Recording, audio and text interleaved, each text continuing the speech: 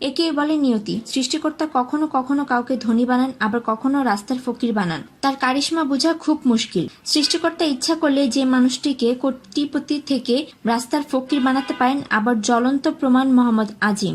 ভিখারি হতে কোটিপতি হওয়ার গল্প আমরা প্রায় সময় শুনে থাকি, কিন্তু আজও একটি ব্যতিক্রমী কাহিনী রয়েছে, আর তা হলো একটি কোটিপতি আজ ভিখারি। শুধু তা নয়, সড়কের পাগল। 10 টাকা পেলেই মহা খুশি।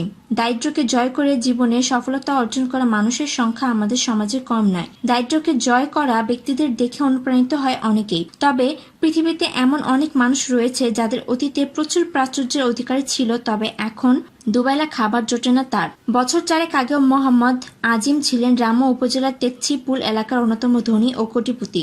রামুর মিলিয়নারদের মধ্যে একজন। আর 5টা ধনবানদের মতোই বিলাসবহুল জীবন ছিল তার। টাকা খরচ করতেন পানির মতো। বিলাসবহুল বাড়ি, বিদেশি গাড়ি, দামি স্মার্টফোন, সব মিলিয়ে আজিমের জীবনে বিলাসিতার অভাব ছিল না। স্ত্রীকে কিনে দিয়েছিলেন দামি ফোন। সেই মানুষটাই এখন রামু কক্সবাজারের সড়ক মহাসড়কের ও ভিখারি। দিন খুব ভালো হলে রোজগার হয় 20 থেকে 40 টাকা। তা পেলে সে মহা খুশি। স্ত্রী সন্তান তো দূর অস্ত, খরচ না পেয়ে পরিবারটি এখন ছিন্ন ভিন্ন। হ্যাঁ, ভাগ্যের নির্মম পরিহাস, রামু তেচ্ছিপুলের মোহাম্মদ আজিম এখন ফুটপাতের পাগল।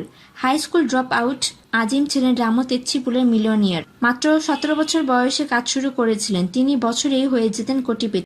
ভাগ্য নাকি কর্ম, কোন অশান্তি তাকে তার ক্ষমতার গজন্তর মিনার থেকে এক ধাক্কায় ফেলে দিয়েছে রাজপথে। একসময় ঢাকার সঙ্গে কক্সবাজার বাণিজ্যে গুরুত্বপূর্ণ ভূমিকা নিতেন আজিম। কয়েক হাজার মানুষের মতো আজিমও রামু কক্সবাজার সফল ব্যবসায় ফুলে ফেপে ওঠেন অচিরেই। কক্সবাজার থেকে ঢাকায় পান, শুটকি ইত্যাদি পাঠানো হতো। এই ব্যবসায় রাতারাতি ধনী হয়েছেন মোহাম্মদ আজিম। কিন্তু সুখ বেশি দিন স্থায়ী হয়নি, কারণ ভাগ্য নাকি অভিশাপ। নিয়মিত হানায় ক্ষতবিক্ষত হয়ে গিয়েছে আজিমের জীবন। গত 1 বছরে রাস্তার পাগল। অনেকে বলেছে অভিশাপ, অহংকার এবং মিথ্যাচারের জীবন যুদ্ধের জেরেই আজিমের সঙ্গে নানান বিধিনিষেধ আরোপ করেছে বিধাতা। একে একে বিক্রি করেছেন সবকিছু, গাড়ি বাড়ি, স্মার্টফোন, কম্পিউটার, সবকিছু।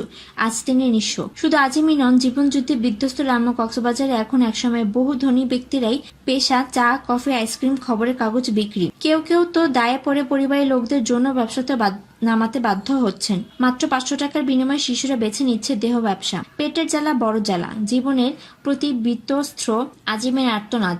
পতন তার ক্ষমতা দিয়ে আজিমদের গ্যাস ঢেলে তো মেরে ফেলতে পারে। এভাবে আর বাঁচিয়ে রেখে লাভ কি? পাগল আজিম খিদের পেটে নিজের পায়খানা খাচ্ছে। এভাবে মানুষ বাঁচতে পারে? ভাগ্যের প্রভাবে যে কারো জীবন যে ছিন্ন বিচ্ছিন্ন হয়ে যেতে পারে, তেমনই একজন মানুষ আজিম। কোটিপতি থেকে পথের ভিখারি হয়ে যাওয়া এই ব্যক্তির আশা ও উদারতা দেখে যদি আপনি কিছু শিখতে চান, তাহলে এই লোকটির জীবন আপনার জন্য বড় উদাহরণ হবে, তাতে কোনো সন্দেহ নেই। এরকম আরো তথ্য পেতে আমাদের চ্যানেল ইউনিফর্ম টিভির সাথে থাকুন। আর যদি সাবস্ক্রাইব না করে থাকেন তাহলে এখনই সাবস্ক্রাইব করুন।